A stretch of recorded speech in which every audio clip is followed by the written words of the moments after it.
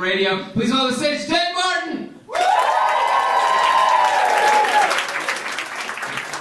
Give another round of applause for your host and MC for tonight, Craig Hood. You guys sound like a good group tonight. You guys sound hot.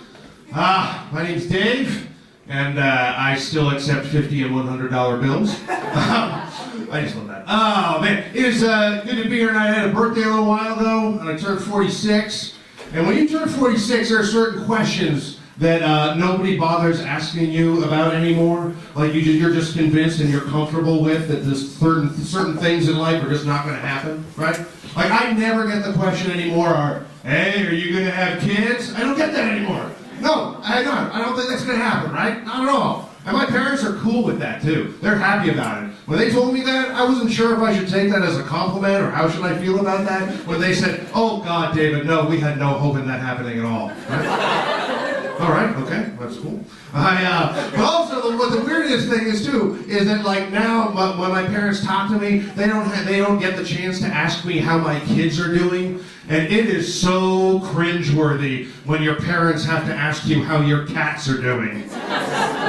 Oh, and then they have to move on to inanimate objects that they gave you. Oh, how is that vacuum doing? Yeah, it still sucks. It still sucks. It's a vacuum. It's fine. It's going to be okay.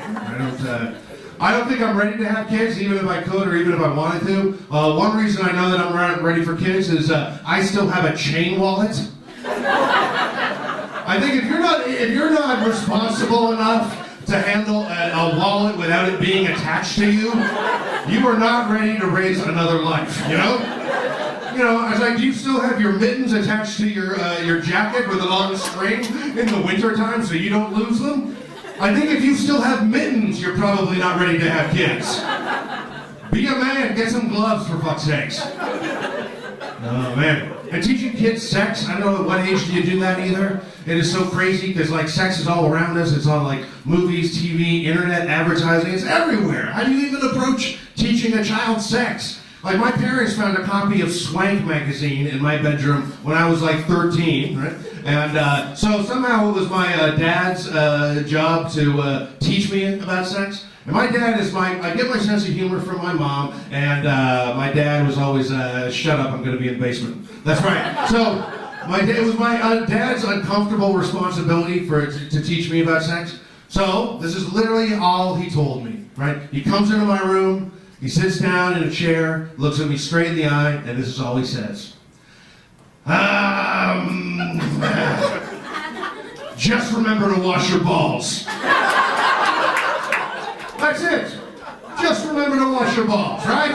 You'll be fine, son. I'm not a parent, but I don't think that's enough, right? Just trust me, you do not need to tell a 13-year-old boy to wash his balls, okay? If it feels good cleaning them, he is going to keep cleaning them, okay? Right? So from there on in, all I had to teach me about sex were the stupid things that my friends would tell me and whatever it would say in a health textbook in high school or in school, whatever.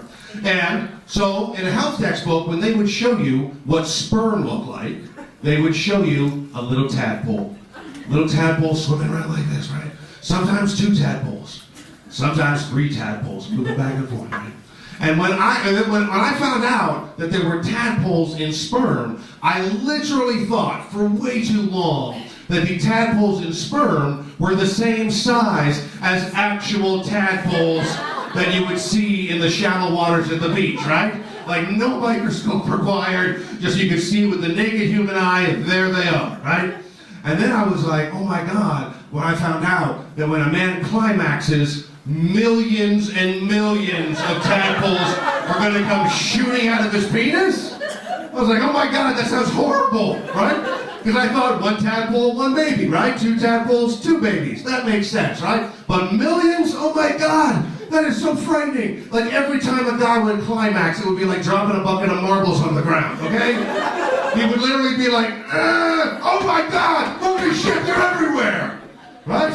And if that was true, oh my God, every guy would just masturbate in the bathtub, right? Just for convenience sake. Just see you later, kids. Down the drain, kids. See you later, you know? If you're using a condom, you take it off, tie it off the one end, throw it on the other side of the room, would flop around like a fish out of water. Porno scenes would end completely differently. God, nobody needs to see this. Nobody. Oh, yeah. But I got out of a relationship a little while ago. That's always uncomfortable. And we lived together too. But it was about a year ago, and we're still friends. We're still trying to be friends. We're still talking. We might start going out again.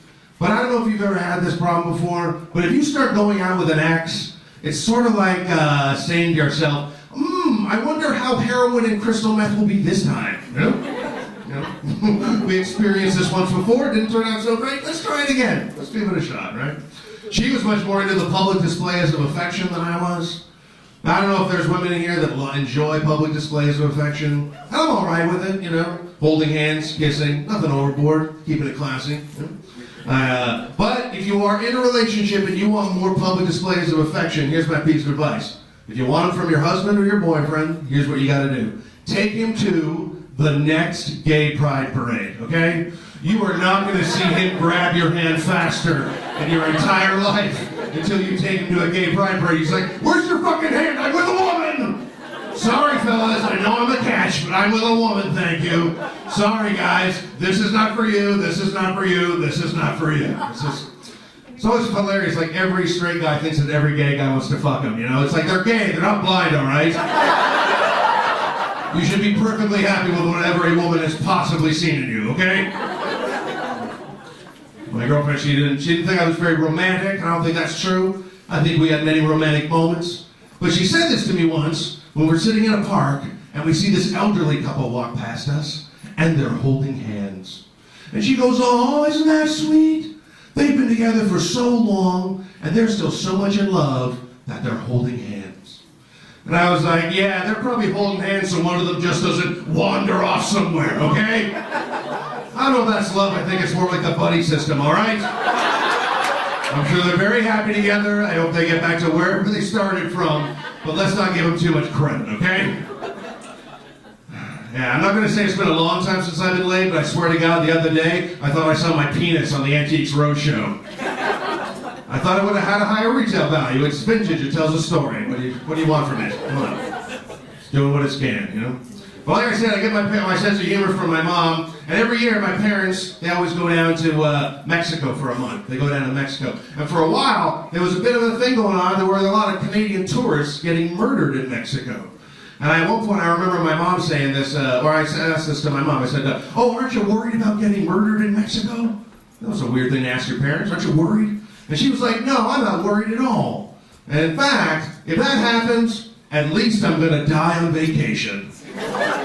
Which I think that is a pretty cool, optimistic way to look at it, right? Like, how do you want to die? Like, sitting poolside with a drink and a gas barbecue explodes? Or do you want to fucking slip on the floor on a Whopper Wednesday after you picked up your dry cleaning? Seriously, right?